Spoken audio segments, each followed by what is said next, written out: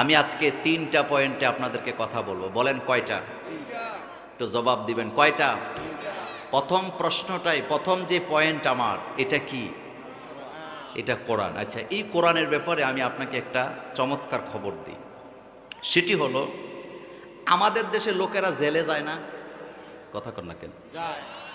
জেলে কিন্তু এই রকমের বয়স হইয়া যায় না, অল্প বয়সেই বেশিরভাগ লোকেরা যায়।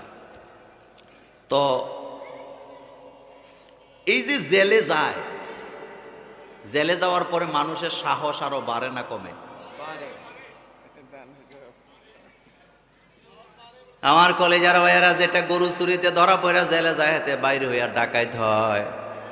ডাকাইত যদি জেলে যায়, বাইরে হইয়া খুনি হয়। গাজার বস্তা সহ ধরা পড়ে যদি জেলে যায়, বাইরে হওয়ার পরে হেতে ইয়াবা আর হিরোইনের ব্যবসা শুরু করে দেয়। হামলা করে জেলে গেলে বাইরে হইয়া সন্ত্রাসী হয়। এরকমের হাজার হাজার ঘটনা আছে না? মরক্কো একটা রাষ্ট্র, ইসলামী রাষ্ট্র, নাম শুনছেন? ওই দেশের গভর্নমেন্ট আলেমদেরকে ডাকাইছে। ডাকায় জিজ্ঞেস করছে, এই যে জেলে মানুষ যায়, বাইর করে দিলে আবার যেই সেই, তাদেরকে কি করা যায়, কি শিক্ষা দেওয়া যায়? আলেম ওলামারা একটা বুদ্ধি দিছে, মরক্কোয় আপনারা আইন করেন, জেলখানায় যারা ঢুকবে তারা বসে বসে খাওয়ার কোনো সুযোগ নেই। আমাদের বাংলাদেশে অনেক নেতারা এখন জেলে আছে, পত্রিকায় আসছে, তাদের সময় কাটে কেউ বই পড়ে, কেউ লুডু খেলে, কেউ তাস খেলে, কেউ আবার তামিলনাড়ু সিনেমাও দেখে। কিন্তু আলেম হাফেজরে ধরে নিয়ে যদি আপনি জেলখানায় ঢুকান, সে জীবনেও লুডু খেলবে না, তাস খেলবে না, সিনেমা দেখবে না, বরং সারাদিন কোরআন হাদিসের চর্চা আছে না? মরক্কোর আলেমরা গভর্নমেন্টকে বুদ্ধি দিছে, আপনারা একটা কাজ করেন, একটা আইন করেন, জেলখানার ভিতরে বসে বসে খাওয়ার সুযোগ নেই, কোরআন মুখস্থ করা বাধ্যতামূলক। ভালো হয়েছে না খারাপ হয়েছে? এই আইন করছে মাত্র 3.5 বছর চলে। গত 4 দিন আগে পত্রিকায় রিপোর্ট করছে, মাত্র 4.5 বছরে মরক্কোর জেলখানা থেকে 14,500 হাফেজে কোরআন বেরিয়েছে। কথাগুলা বলার জন্য বলি নাই। আমার বাংলাদেশে আরো লক্ষ লক্ষ আসামি আছে, যৌবন বয়সে জেলে যায়, শক্তি থাকতে জেলে যায়। আমার বাংলাদেশেও যদি জেল কোড অনুযায়ী একটা আইন করে দেওয়া হয়, জেলখানায় বসে বসে বিড়ি খাওয়া যাবে না, গাঁজা সাপ্লাই দেওয়া যাবে না, কারণ বাংলাদেশের অনেক জেলখানায় কারারক্ষীরা গাঁজা সাপ্লাই দেয়, এমন ঘটনা আছে না? আসামিদের জন্য কোরআন মুখস্থ করা বাধ্যতামূলক করেন, আসামিদের জন্য হাদিস পড়া বাধ্যতামূলক করেন, 5 ওয়াক্ত নামাজ পড়া বাধ্যতামূলক করেন। আমি মোল্লা নাজিম আপনাকে লিখিত দেব, মরক্কোতে 4 বছরে বাইরে হয়েছে 14,500, আর আমার বাংলাদেশে 3 বছরে বাইরে হবে 30,000।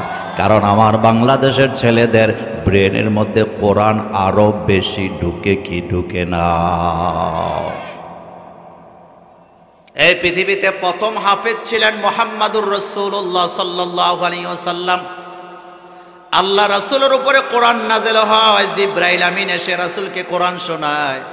রাসূল কোরআন মুখস্থ করতে যায় জিহ্বাকে খুব নাড়াচ্ছেন, উড়াচ্ছেন, টেনশনে পড়ে গেছে, কোরআন ভুলে যায় নাকি? আল্লাহ আয়াত নাযিল করে জানায় দিলেন, লা তুহাররিক বিহি লিসানাকা লিতাআজালা বি। হাবিব, কোরআন মুখস্থ করার জন্য জিহ্বাটাকে এত নাড়াচাড়া করতে হবে না। আমার জিব্রাইল আপনাকে একবার তেলাওয়াত করে শোনায় দিবে, আপনি আমার জিব্রাইলের সাথে একবারই তেলাওয়াত করবেন, আপনার কলিজার ভিতরে কোরআন আমি জমায়া দেব। এই কোরআন কেন আসলেন? আল্লাহ পাক বলছেন, তাহা মা আনজালনা আলাইকাল কুরআনা লিতাশকা। হাবিব, কোরআন আমি আপনার উপরে নাযিল করলাম, আপনি ক্লেশে পড়ে যাবেন, আপনি বিপদগ্রস্ত হবেন, আপনি অভাবগ্রস্ত হবেন। এই জন্য তো কোরআন আমি নাযিল করি নাই। আমি কোরআন নাযিল করেছি মানুষের ভাগ্যের পরিবর্তন করার জন্য। ভাগ্যের পরিবর্তন হবে না ততক্ষণ, মানুষগুলা কোরআন মানবে না যতক্ষণ। আমার বাংলাদেশে আমরা মনে করি কোরআন আব্বা মরে গেছে, কোরআন পড়তে হবে। আম্মা মারা গেছে, কোরআনের খতম দিতে হবে। দাদা দাদি মরে গেছে, কোরআন খতম দেওয়া লাগবে। এই চিন্তা আমার অনেক মানুষের মধ্যে আছে না নাই?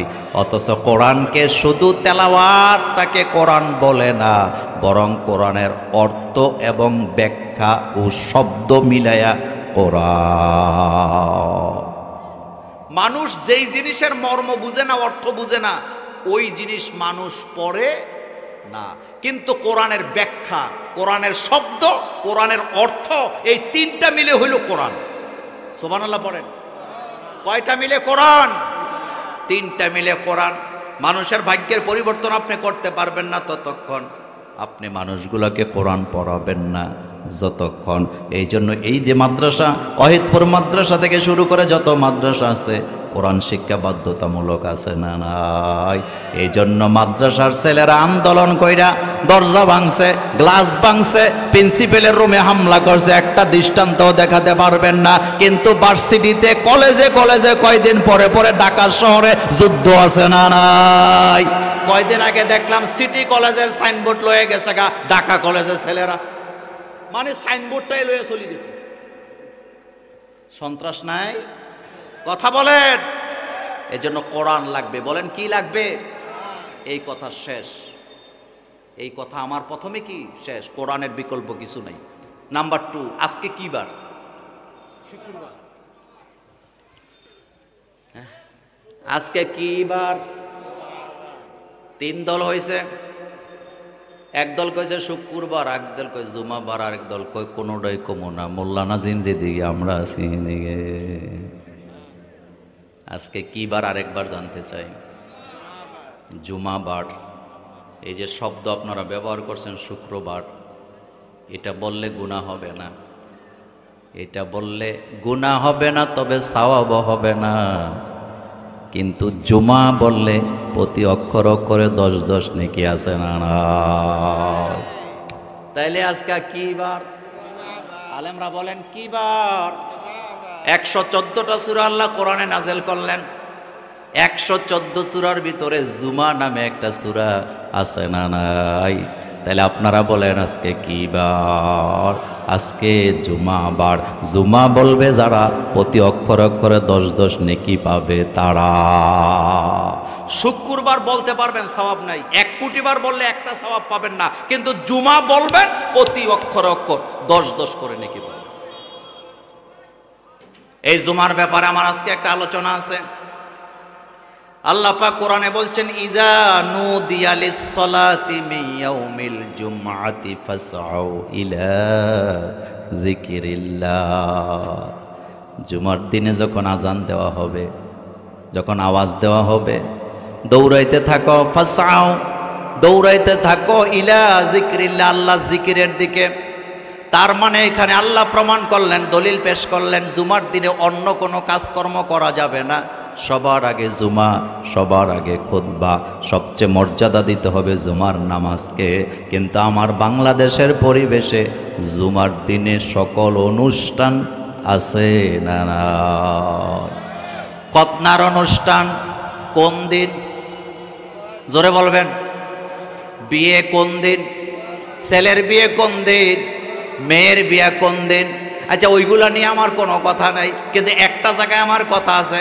আপনাদের অহিদপুরের সবচেয়ে কোটিপতি লোক যিনি, তিনি একটা জিয়াফত করছে তার দাদা দাদি মা বাপের জন্য। 40টা গরু জব করছে। কোন দিন? আরো জোরে বলে। সবাই পরামর্শ দিছে জুমার দিনে করেন, নতুবা বন্ধ না থাকলে লোকের আসবো কেমনে, খাইবো কেমনে। ঢাকা থেকে, চট্টগ্রাম থেকে, সিলেট থেকে, খুলনা থেকে, কুমিল্লা থেকে সব আত্মীয় স্বজনরা আসছে। 40টা গরু খাওয়াইতে কমপক্ষে 500 জন ভলেন্টিয়ার লাগে কি লাগে না?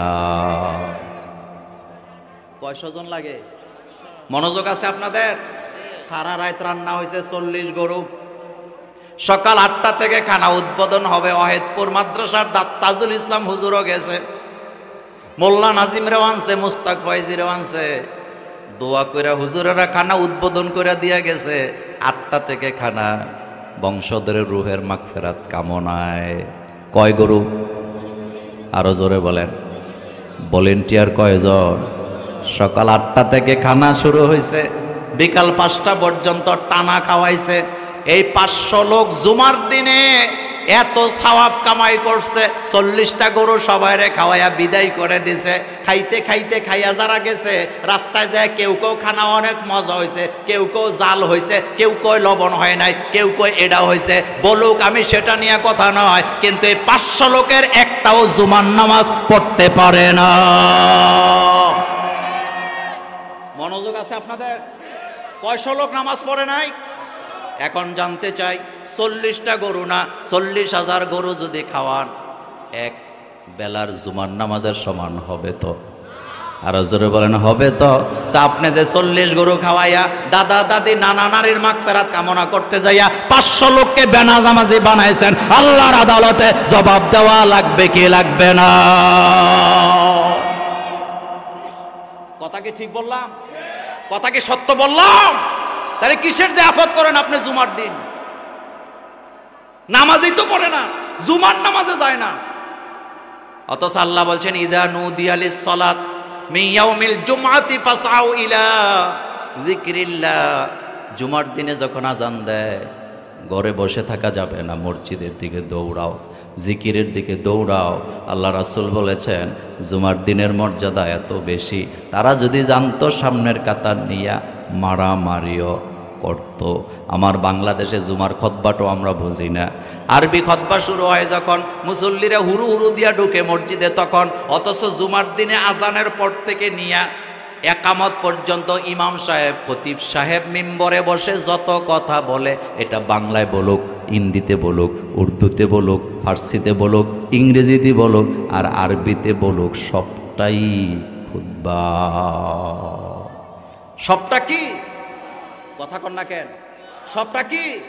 কিন্তু আপনার মা বাপের জন্য যে আবাদ করছেন, জুমার দিন নামাজ নাই, আপনার ভলেন্টিয়াররা নামাজ পড়ে না, খাদেমদাররা নামাজ পড়ে নাই, এমনকি যারা রান্না করে তারাও পড়ে না। আমি এমনও দেখছি, মাহফিলে গেছি, যাইয়া দিই রান্না বান্না চলতেছে হুজুরদের জন্য, হুজুররা খাবে, কিন্তু যেতে রান্না করতেছে হেতে রাতে বিড়ি।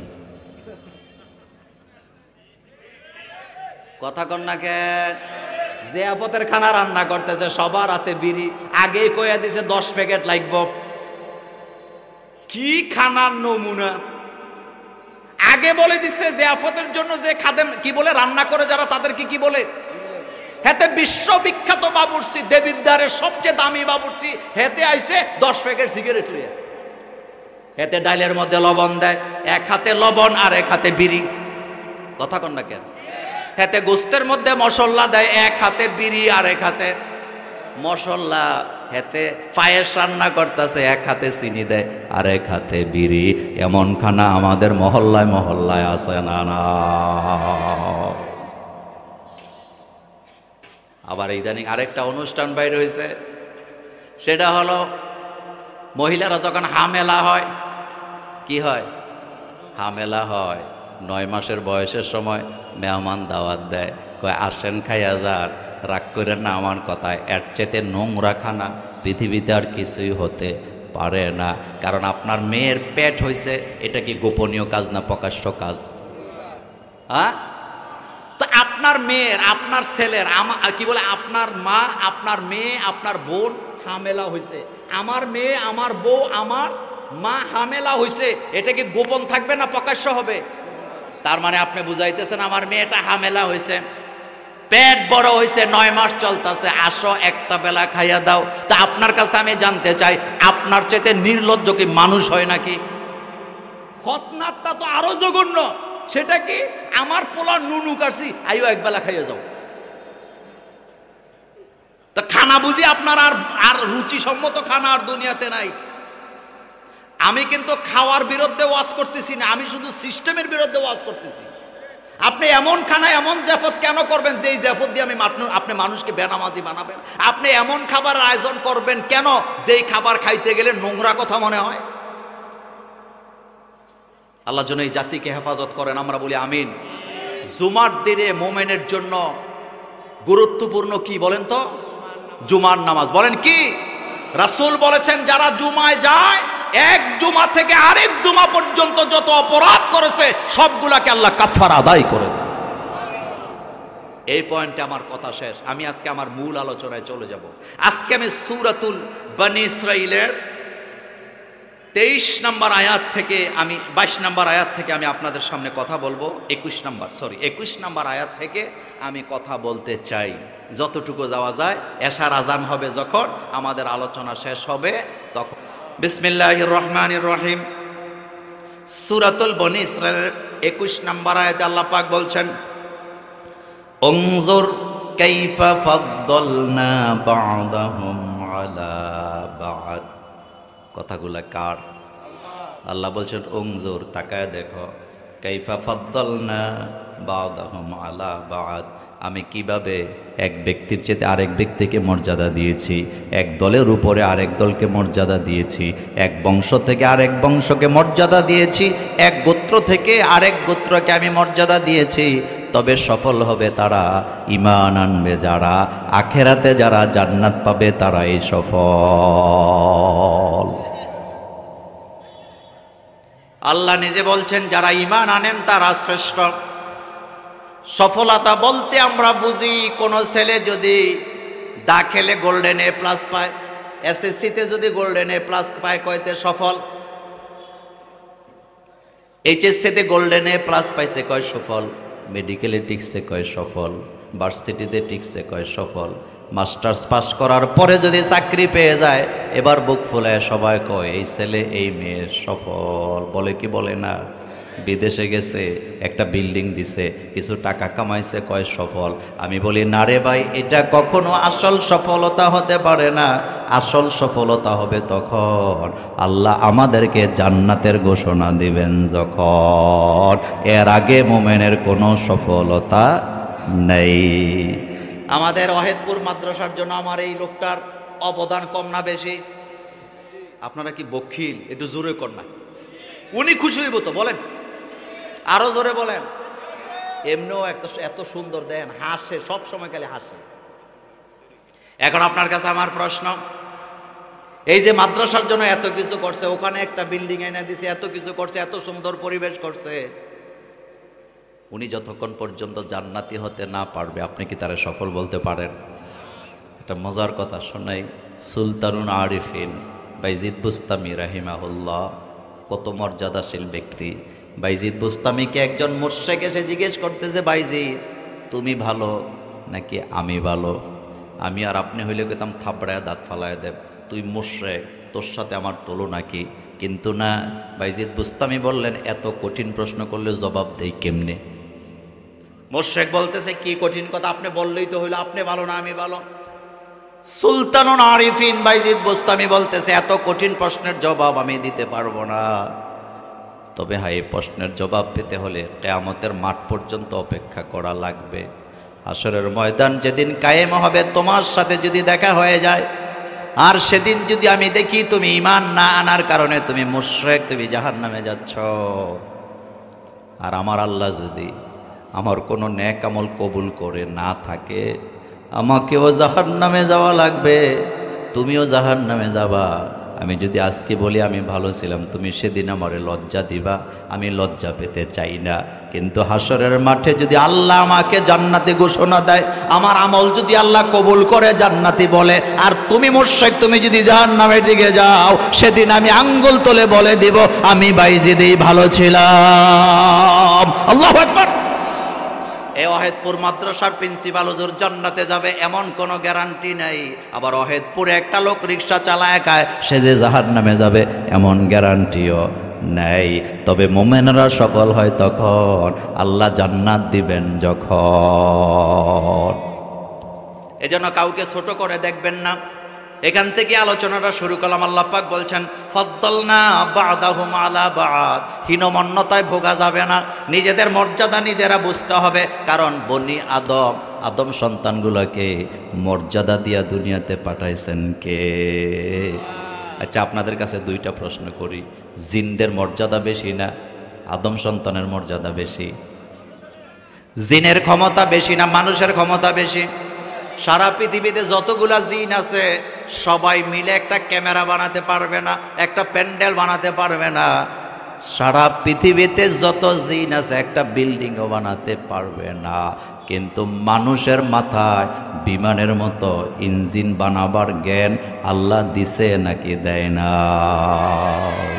কাদ কাররামনা বানি আদম, আল্লাহ পাক বলেন আমি বনি আদমকে সম্মানিত করেছি, সম্মান দিয়ে দুনিয়াতে পাঠাইছি।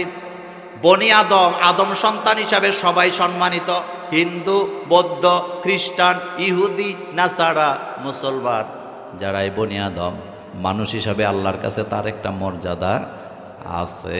তবে সবচেয়ে মর্যাদা আল্লাহর কাছে তারা ঈমান আনে যারা। এজন্য আমি প্রাণ খুলে বলে দিয়ে যাই, মানুষের ক্ষমতাই বেশি, মানুষের জ্ঞানই বেশি, মানুষের মর্যাদাই বেশি।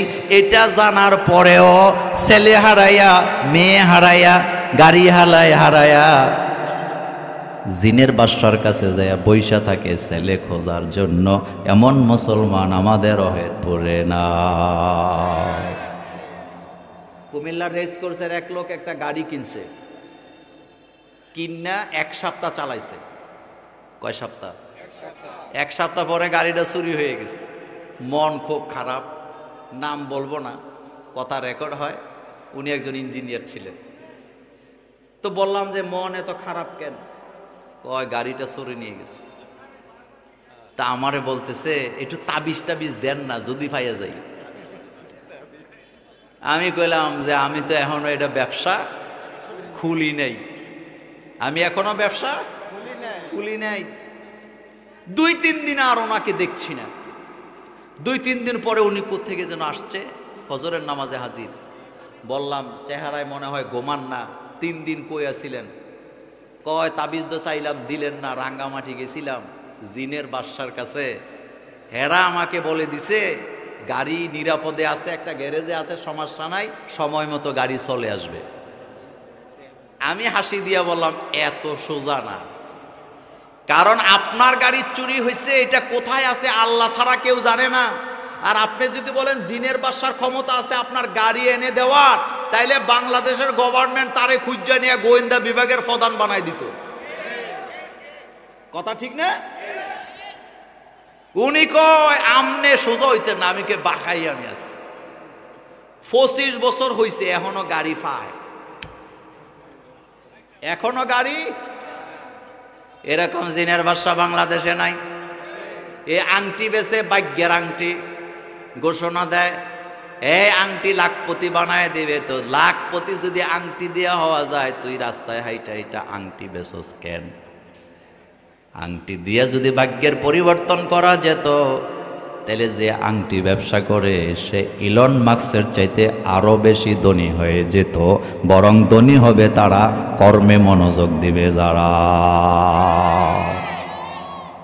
কাদ কাররামনা বানি আদম, আল্লাহ বলেন বনি আদমকে আমি সম্মানিত করেছি, আদম সন্তানকে আমি মর্যাদা দিয়েছি। তবে সবার মর্যাদা সব জায়গায় একরকম হয় না, এক একজনকে এক এক জায়গায় আমি মর্যাদা দিয়েছি। এই কথাটা আল্লাহ বলছেন উনজুর কাইফা ফাদ্দালনা বা'দাহুম আলা বা'দ। যারা কৃষিকাজ করেন হীনমন্যতায় ভুগবেন না যে আমি কৃষিকাজ করি আমার দাম নাই। আপনি মনে রাখবেন আবুল বাশার পৃথিবীর প্রথম মানুষ, প্রথম নবী, তিনিও ছিলেন একজন কৃষক। আদম আলাইহিস সালাম কি ছিলেন? তা আপনি যে কৃষি কাজ করেন আপনার হীনমন্যতা কেন? আপনি মনে করবেন আদম আলাইহিস সালাম যেই কাজ করছে আমিও সেই কাজ করব। আমার কলেজার ভাইয়েরা, যারা কাঠ মিস্ত্রির কাজ করে কান হীনমন্যতায় ভোগার কোনো কারণ নাই, কারণ হযরতে নূহ আলাইহিস সালাম তিনি ছিলেন একজন কাঠ মিস্ত্রি। যারা রাজমিস্ত্রির কাজ করেন হীনমন্যতায় ভোগার কোনো কারণ নাই, কারণ হযরত ইব্রাহিম আলাইহিস সালাম তিনি ছিলেন একজন রাজমিস্ত্রি। যারা রাজ্যগালের কাজ করেন হীনমন্যতায় ভোগার কারণ নাই, নবী ইসমাইলু জাবিহুল্লাহ তিনি ছিলেন একজন রাজ্যগালী। সুবহানাল্লাহ বাইজিয়া। হযরত ঈসা আলাইহিস সালাম ছিলেন একজন চিকিৎসক। হযরতে ঈসা আলাইহিস সালাম ছিলেন একজন চিকিৎসক। আপনার আমার নবী জনাবে মুহাম্মদুর রাসূলুল্লাহ সাল্লাল্লাহু আলাইহি ওয়াসাল্লাম কর্মজীবন শুরু করছে রাখালের কাজ দিয়া, শেষ করছে প্রেসিডেন্ট দিয়া। আল্লাহু আকবার বলো মিয়া। মুহাম্মদ সাল্লাল্লাহু আলাইহি ওয়াসাল্লাম কর্মজীবন শুরু করছে, যুবকেরা বলো কি দিয়া? রাখালের কাজ দিয়া, বকরি চড়ানো দিয়া, আর শেষ করছে কি দিয়া? প্রেসিডেন্ট, রাষ্ট্রপ্রধান। সুতরাং কাজ কাজ, কর্মকে ছোট করে দেখার কোনো সুযোগ নাই। মর্যাদা কে দেয়? এই কথাটা আল্লাহ বলছেন, অনজুর কাইফা ফাদ্দালনা বাদাহুম আলা বাদ। আমি এক এক দলকে এক এক মর্যাদা দিয়ে দুনিয়াতে পাঠাইছি, এক এক ব্যক্তিকে এক এক মর্যাদা দিছি, তবে সব জায়গায় সকলের মর্যাদা একরকম হবে না। মনোযোগ দেন। আপনাদের গ্রামের একটা ছেলে অটো রিক্সা চালায় অথবা রিক্সা চালায়। কি চালায়? তার বিয়া ঠিক করছে আমাদের সভাপতি সাহেব। কি ঠিক করছে? তো বিয়ে ঠিক করার পরে এমপিরে দাওয়াত দিছে, দেবিদ্বারের ওসিরে দিছে, এই যে নেতা দেখতেছেন এটি সব্বিরে দাওয়াত দিছে। এরকমের 200 কয়শো? ওয়াহেদপুর মাদ্রাসার প্রিন্সিপাল হুজুররে দিছে, তাজুল ইসলাম হুজুরেও দিছে, মোস্তাক ফয়জিরেও দিছে, কারোরে বাদ দেয় নাই। আমার দোস্ত শ্রেষ্ঠ শিক্ষক জালাল রেও দাওয়াত দিছে, কেউ রে বাদ দেয় নাই। দেওয়ার পরে বর কি চালায়? কথা কন না কেন? তো হেতে রিক্সা চালায়, হেতে বর, তাদের সাথে হেতের কোনোটাই মিলে না। তারা এক একজন কোটিপতি, লাখপতি, বড় বড় নেতা, কিন্তু হেতে তো রিক্সা চালায়। এখন সভাপতি যায় হেতের কানে কানে কয়, শোন, তোরে তো বিয়ে করাই দিছি পান্নার পোলের কই বিংলাবাড়ি, বিংলাবাড়ি দিয়ে কই আর কি কি বাড়ি, তো তোর তো মর্যাদা নাই, তুই রিক্সা চালায় খাস। 200 লোক আমরা যাবো, দেখ জালাল সাহেবের পাঞ্জাবি কত সুন্দর, আমি কত দামি পাঞ্জাবি করছি, নেতারা কত আলিশান জামা কাপড় পরে গাড়ি লই আইছে, 20টা হাইয়েস্ট লইয়া যাবো, 200 লোক। তোর যাওয়ার দরকার নাই, তুই বাড়িতে থাক, আমরা যাই খাইয়াই। এবার দলবল লইয়া গেছে বিংলা বাড়িতে দাওয়াত খাইতে। দাওয়াত খাইতে যাইয়া মেয়ে পক্ষ কয়, আমাদের জামাই কই? আপনার জামাই তো রিক্সা চালায়, এই জন্য তার মর্যাদা নাই। আমরা এমপি লই আইছি, মন্ত্রী লই আইছি, প্রিন্সিপাল লই আইছি, বক্তা লই আইছি, খাওয়াইয়া দেন, খাইয়া চলি যায়। খানা মিলবো না মায়ের মিলবো? কেমন মায়ের? কথা কন না কেন? আড্ডি উড্ডি লইয়া অহেদপুর আর আসা যাবে না, কারণ মেয়ে পক্ষ বলবে, আপনি নেতা লই আইছেন না এমপি লই আইছেন, দেখার টাইম নাই। আমাদের জামাই হোক রিক্সা চালক, আমাদের জামাই এই জায়গায় বর্ষারা কারো খানা নাই। ফাদ্দালনা বাদাহু আলা বাদ। আল্লাহ বলেছেন, আমি এক একজনকে এক একজনের উপরে মর্যাদা দিয়েছি, কারো উপরে কারো মর্যাদা আমি দেই না, আলাদা আলাদা করে দিছি। এক এক দলের উপরে আরেক দলকে মর্যাদা দিছি। তবে মনে রাখবা, ইমান আনে যারা, তারাই আমার কাছে সবচেয়ে বেশি মর্যাদাবান। এবার কথাতে মনোযোগ দেন। যোগে যোগে যারা ইমান আনছে তাদের উপরেই বিপদ ছিল, আর ইমানের বিপরীতে যারা ছিল তারাই সন্ত্রাস ছিল। এ কথাটা সত্য না মিথ্যা? বাংলাদেশে একটা সংগঠন আছে ইসকন, বলেন কি? ইসকন। ইসকন নিয়ে কথা বলার আমার কোনো ইচ্ছাই ছিল না, কিন্তু তারা আমাদেরকে বাধ্য করছে কথা বলার জন্য।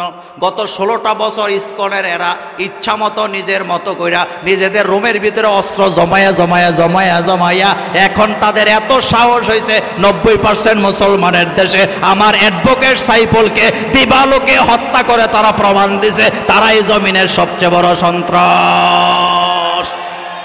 তার কারণ হলো, আমি আরেকটু খেয়াল করেন, বাংলাদেশে 90% মুসলমানের দেশ, ইসকনের লোকেরা গত 16টা বছর বাংলাদেশে তাদের কার্যক্রম চালাইছে। একটা মুসলমানও তাদের কারো গায়ে একটা হাতও দেয় নাই, থাপ্পড়ও দিছে? কোনোদিন শুনছেন? একটা ধমকিও কি কেউ দিয়েছেন? না, একটা ধমকিও দেয় নাই। কিন্তু আমার কলেজার ভাইয়েরা, একটা দমকি না দেওয়ার পরও তারা আজকে আমাদের ভাই সাইফুলকে হত্যা করলো প্রকাশ্যে দিবালোকে। যেই সাইফুলের 2 বছরের একটা বাচ্চা আছে, 4 মাসের আরেকটা বাচ্চা তার স্ত্রীর পেটে আছে। এখন আপনাদের কাছে জানতে চাই, সন্ত্রাস যে তারা, এতে কোনো সন্দেহ আসেনি? এবার আমার কয়েকটা প্রশ্নের জবাব দিবেন। 1 নম্বর প্রশ্ন, নমরুদ্দায় সন্ত্রাস ছিল না? ইব্রাহিম আলাইহিস সালাম সন্ত্রাস ছিল, কিন্তু আসামি বানাইছে কারে? এত আসতে বললে হবে না। খেয়াল করেন, সন্ত্রাসী করছে নমরুদ্দায়, আসামি বানাইছে ইব্রাহিম আলাইহিস সালামকে। মুসা আলাইহিস সালাম সন্ত্রাস ছিল না? ফেরাউনের সন্ত্রাস ছিল, কিন্তু আসামি বানাইছে কারে? মুসা আলাইহিস সালামের আসামি বানাইছে। আপনাদের কাছে জানতে চাই, আবু জহিল্লায় আবু লাহাব ভাই সন্ত্রাস ছিল না মুহাম্মদ সাল্লাল্লাহু আলাইহি ওয়াসাল্লাম সন্ত্রাস ছিলেন? কিন্তু আসামি বানাইছে কারে? সেম পদ্ধতিতেও আমার দেশেও কিছু বেয়াদব আছে, আলেম ওলামাদেরকে সন্ত্রাস বানায়া, জঙ্গি বানায়া আদালতে হাজির করে, আর ইসকনদেরকে সাপোর্ট দিয়া তারা যে বড় সন্ত্রাস তাদের কাছে কোনো খবর না।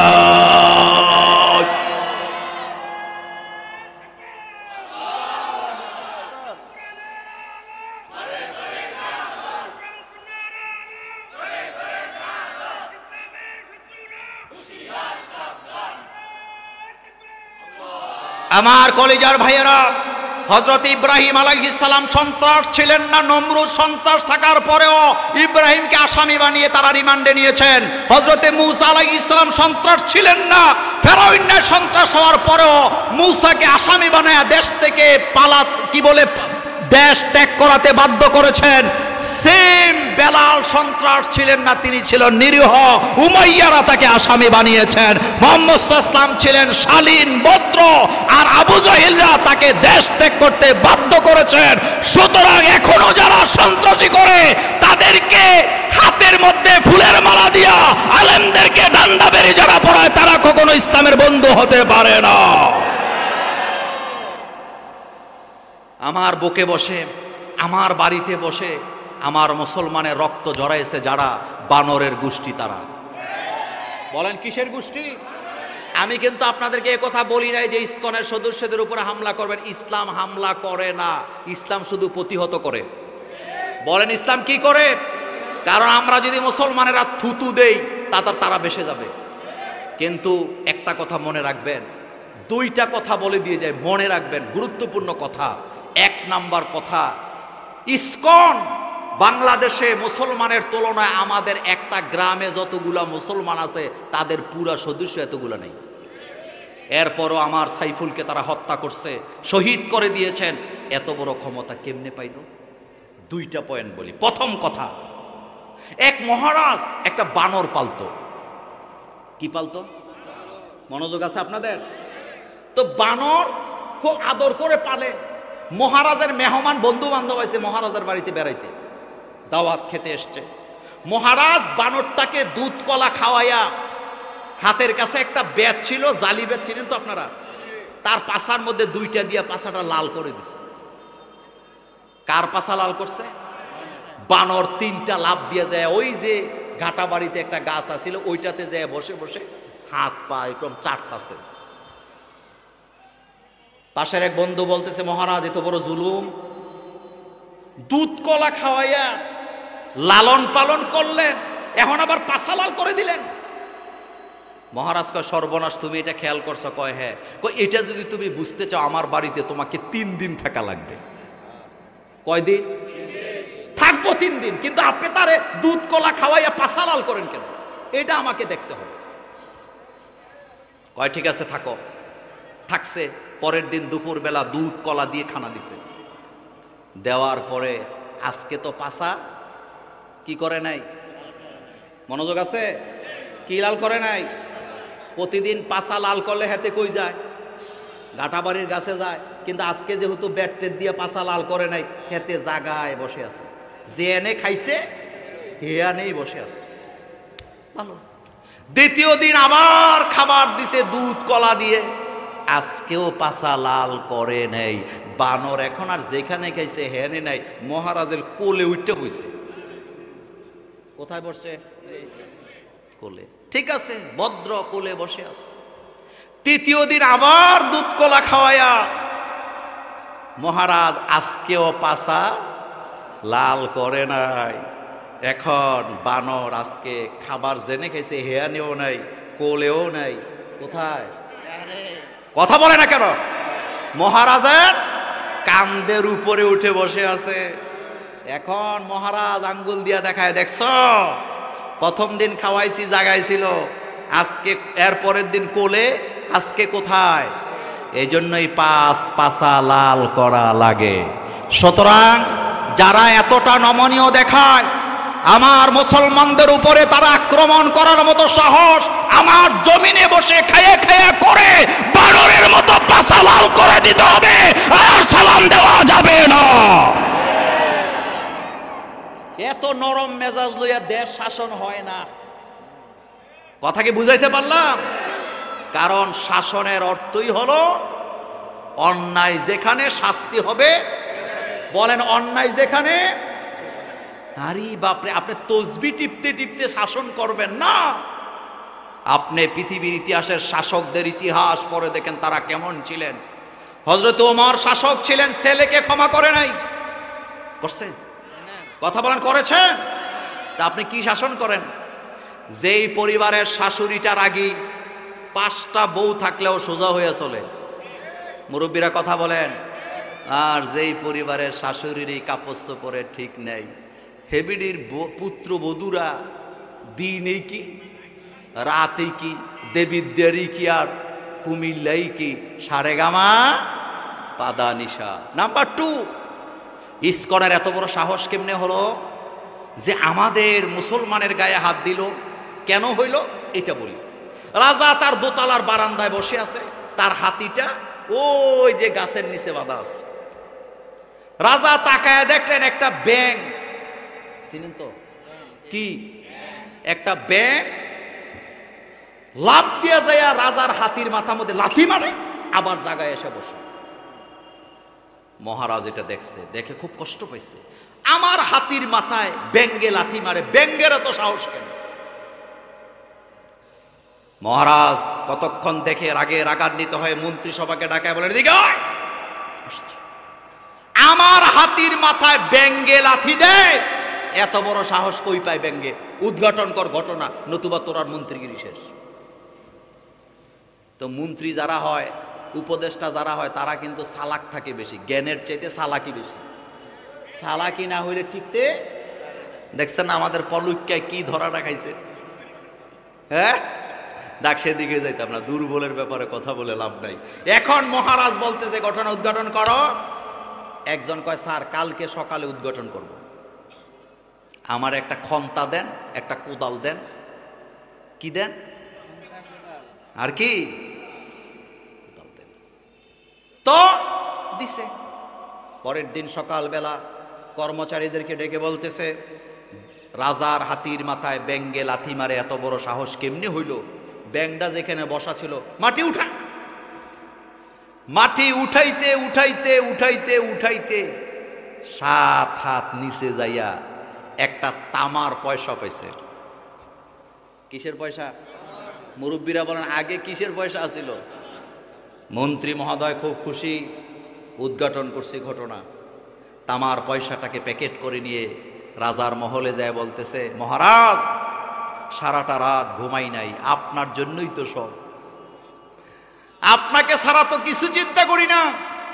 সারা রাত চিন্তা করলাম মহারাজের হাতির মাথায় ব্যাঙে লাথি মারে, এত বড় সাহস ব্যাঙ কোত্থেকে পায়? মাটি খুঁজতে খুঁজতে নিচে যায় দেখলাম 7 হাত মাটির নিচে একটা তামার পয়সা পাওয়া গেছে। মহারাজ মনে কষ্ট নিয়েন না, আসলে ব্যাঙের কি এত বড় ক্ষমতা আছে আপনার হাতির মাথায় লাথি মারে? পয়সার গরমে লাথিটা মারছে। বাংলাদেশের ইসকনের কোনো ক্ষমতা নাই মুসলমানের গায়ে হাত দেয়। ভারতের পয়সা, ভারতের উস্কানিতে তারা সাহস পেয়েছে, ভবিষ্যতে এক বিন্দু তাদেরকে আর ছাড় দেওয়া হবে না। বাংলাদেশে ভারতের 100টা চ্যানেল আছে না? কথা কন না কেন? আচ্ছা, এরা আমাদেরকে নামাজ শিখায়, কথা কন না কেন? রোজা শিখায়, এরা আমাদের প্রথমে শিখায় রাশি। কি শিখায়? বিচ্ছুক রাশি, কর্কশ রাশি, কন্যা রাশি, কুত্তা রাশি, হিয়াইলা রাশি, বিলাই রাশি। অথচ রাশি ফলে যারা বিশ্বাস করে তাদের ঈমান শুধু যাবে না, কিয়ামতে আল্লাহ তাদের দিকে চোখ তুলেও তাকাবেন না। মুসলমানেরা বিশ্বাস করে তাকদিরে। বলেন কিসে বিশ্বাস করে? আল কাদরি খাইরিহি ওয়া শাররিহি মিনাল্লাহি তাআলা ওয়াল বাসি বাদাল মাউত। আমাদের তাকদিরের মালিক কে? আরো জোরে বলো, তাকদিরের মালিক কে? মুসলমান কখনো রাশি ফলে বিশ্বাস করে না, আর ভারতের প্রত্যেকটা চ্যানেলের মধ্যে রাশি শিখায়। নাম্বার 2, ভারতের চ্যানেল আমাদেরকে শিখায় বউ শাশুড়ি কিভাবে ঝগড়া করতে হয়, এবং ওই ঝগড়ায় কখনো শাশুড়ি চ্যাম্পিয়ন হয়, কখনো বৌমা চ্যাম্পিয়ন হয়। আর এই চ্যাম্পিয়ন হওয়ার জন্য যত মিথ্যা কথা, যত বাটপারি, যত সিটারি, সবগুলা ভারতের চ্যানেল আমার বাংলাদেশের নারীদেরকে শিক্ষা দেয়। পশ্চিমবঙ্গের মুখ্যমন্ত্রী মমতা ব্যানার্জি হিন্দু না মুসলমান? সে বলেছে ভারতের চ্যানেলগুলা এত খারাপ, এগুলা দেখে কোনো লাভ নাই, এগুলা বন্ধ করে দেওয়া দরকার। আমরা বছরের পর বছর অভিযোগ করেছি, প্রত্যেকটা মাঠে ময়দানে স্টার জলসা, জি বাংলা, জি সিনেমা নিয়ে কথা বলেছি, কিন্তু যারা এটার ব্যবসা করে আর যারা দেশটা চালায় তারা আমাদের কথায় কোনো কর্ণপাত করে না। কেন করে না জানেন? যেই বিচারপতির টেবিলের মধ্যে এই মামলাটা গেছিল, ভারতের চ্যানেল বন্ধ করেন, ওনার বউ ছিল স্টার জলসার পাগল। বিচারপতি তো কত রকমের আছে, আমাদের মানিককায়ও বিচারপতি আছিল। এরপরে কিসের মধ্যে ঘুমাইছে? তো এই রকমের বিচারপতির টেবিলে মামলা গেছে, স্টার জলসা বন্ধ করেন। হেতের বউ রাতের বেলা চোখ পাক দিয়া বলে গেছে, কলজা খুললাম। কি খুলে ফেলবো? হেতে কলজা টিকানের জন্য রায় দিছে, ভারতের স্টার জলসা চলিতে কোনো বাধা নেই। মিয়া সাহেব, আপনি বসে বসে তাসবিহ টিপেন। আমাদের চরিত্রকে হরণ করা হচ্ছে, আমাদের চরিত্র নিয়ে খেলাধুলা করা হচ্ছে। এই বাংলাদেশের মা বোনদেরকে সঠিক পথে আপনি নিতে পারবেন না ততক্ষণ, বাংলাদেশে ভারতের চ্যানেলগুলো বন্ধ করবেন না যতক্ষণ। কোটি কোটি টাকা তারা আমাদের থেকে নিয়ে যাচ্ছে। ভারতের সাথে কোনো দ্বন্দ্ব হোক, আমি মোল্লা নাজিম অন্তত জীবনে একটা ওয়াজ করছি দেখাতে পারবেন না। কারণ ভারত আমার পার্শ্ববর্তী দেশ, তার সাথে আমার পড়োশী সম্পর্ক, তার সাথে আমার প্রতিবেশী সম্পর্ক, তার সাথে আমার ব্যবসায়িক সম্পর্ক, বাণিজ্যিক সম্পর্ক, তার সাথে আমার করিডোরেরও সম্পর্ক, তার সাথে আমার গ্যাসের সম্পর্ক থাকবে, তার সাথে আমার তেলের সম্পর্ক থাকবে, তার সাথে আমার পরিবহনের সম্পর্ক থাকবে। তবে অবশ্যই আমার অধিকার হরণ করে নয়, অধিকার হবে সমান, ব্যবসা হবে সমান। কিন্তু আমার বেলায় পণ্য পাঠাইতে কোটি টাকা নোকসান হবে, তোমার বেলায় কোটি টাকা লাভ করে নিয়ে যাবা, এটা আর হতে দেওয়া যাবে না। একমত? একমত? একমত? ভারত আমার কি বন্ধু, পড়োশী।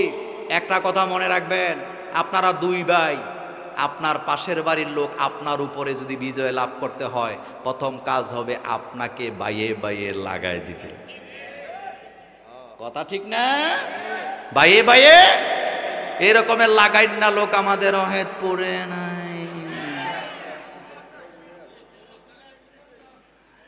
انظر كيف فضلنا بعضهم على بعض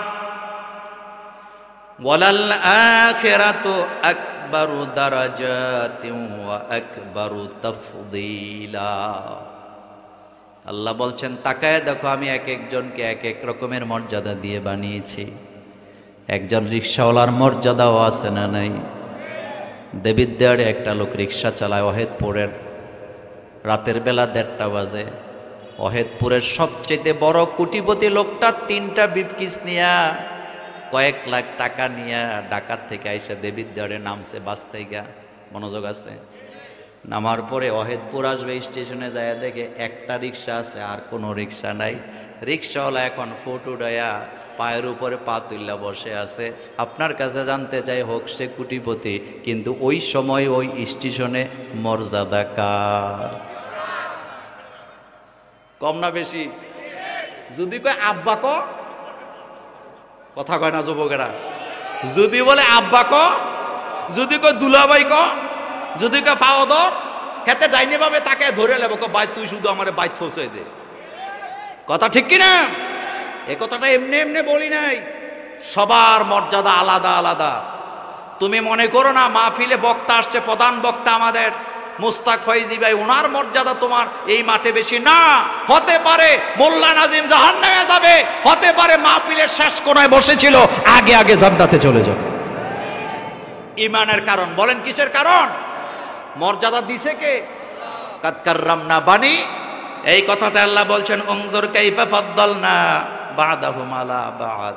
তাকায় দেখো এক একজনের চেয়ে আরেক একজনকে আমি মর্যাদা দিয়েছি। মাঝে মধ্যে স্বামীর মর্যাদা যেমন বেশি, মাঝে মধ্যে স্ত্রীর মর্যাদাও আছে না না। আরে জাকির নায়েকের জন্য আমি সবসময় কলিজা ভরে দোয়া করি। এটা মাথা না, এটা একটা কম্পিউটার। এটা কি দেখেন, এখানে অনেক আলেম আছেন। একটা হাদিস আসছে, অমান আহাক্কু বিহুসনে সাহাবাতে, রাসূলকে প্রশ্ন করা হলো, হুজুর আমার কাছে সবচেয়ে উত্তম আচরণটা কে পাবে? রাসূল বলেন উম্মুকা, তোমার মা। কিলা সুম্মা মান? ক্বালা উম্মুকা। কিলা সুম্মা মান? ক্বালা উম্মুকা।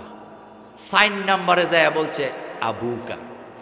এই হাদিস আমার ওস্তাদও আমারে ঠিক মতো বুঝাইতে পারে না, আমিও বুঝিনি, খালি কয় মা। হুজুর আমার কাছে সবচেয়ে ভালো ব্যবহার কে পাবে? রাসূল কয় মা। এরপরে কয় মা, এরপরে কয় মা, এরপরে কয় তোর আব্বা। তাহলে বাপ কয় নাম্বারে? কিন্তু ডাক্তার জাকির নায়েকের একটা লেকচার শুনে আমি এটা বুঝছি। সেটা কি?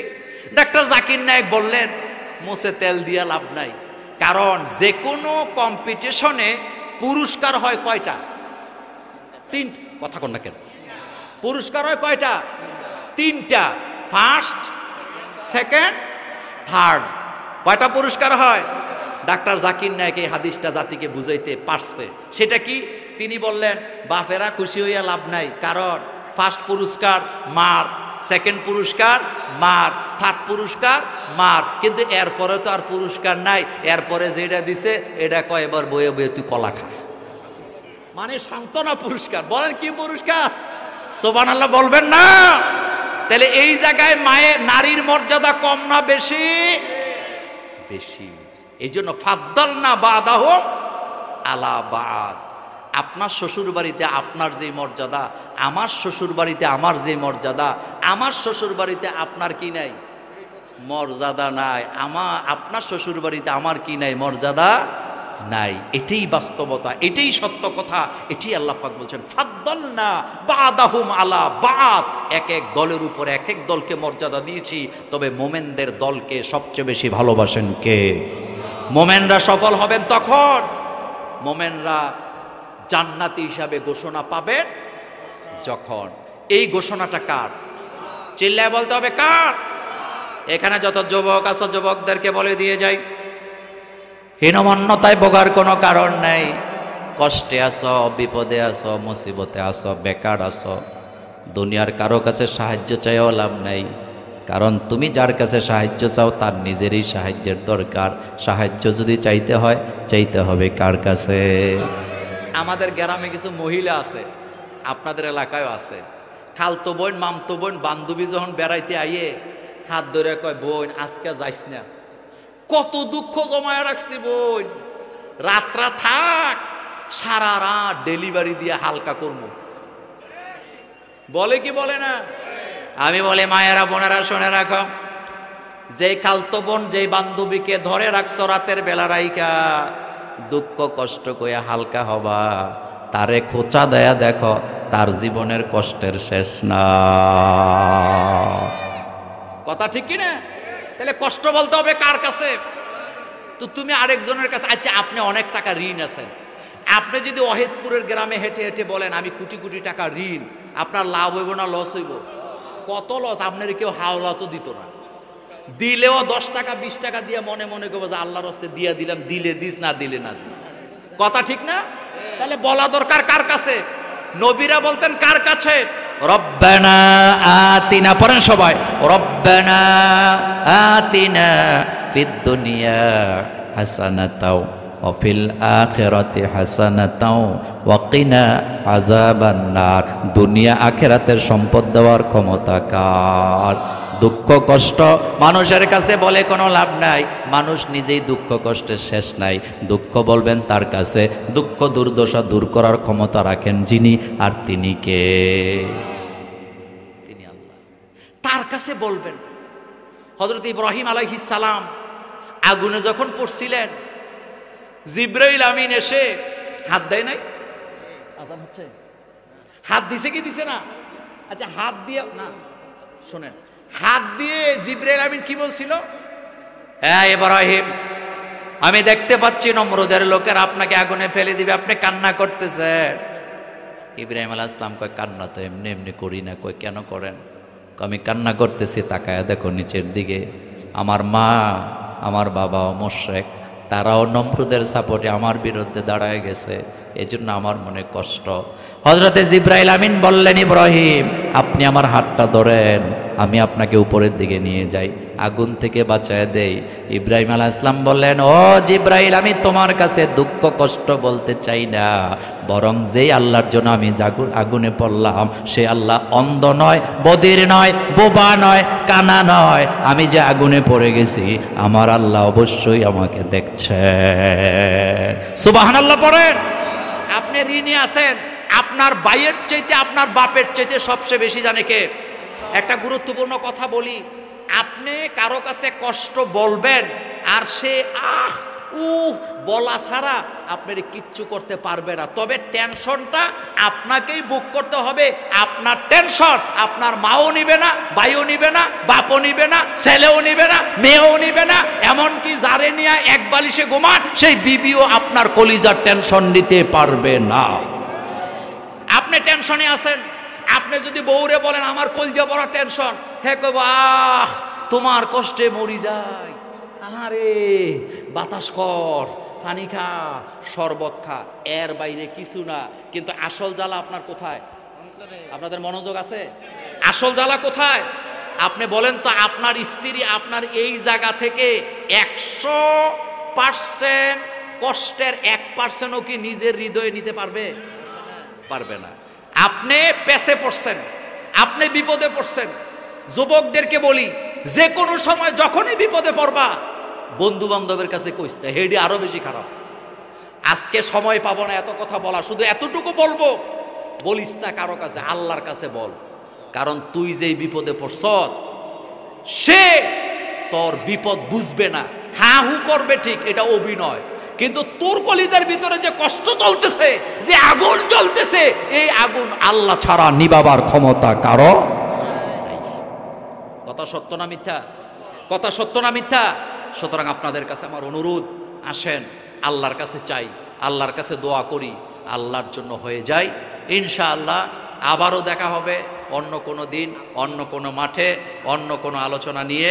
সে পর্যন্ত আল্লাহ আমাদের সকলকে ভালো রাখুক।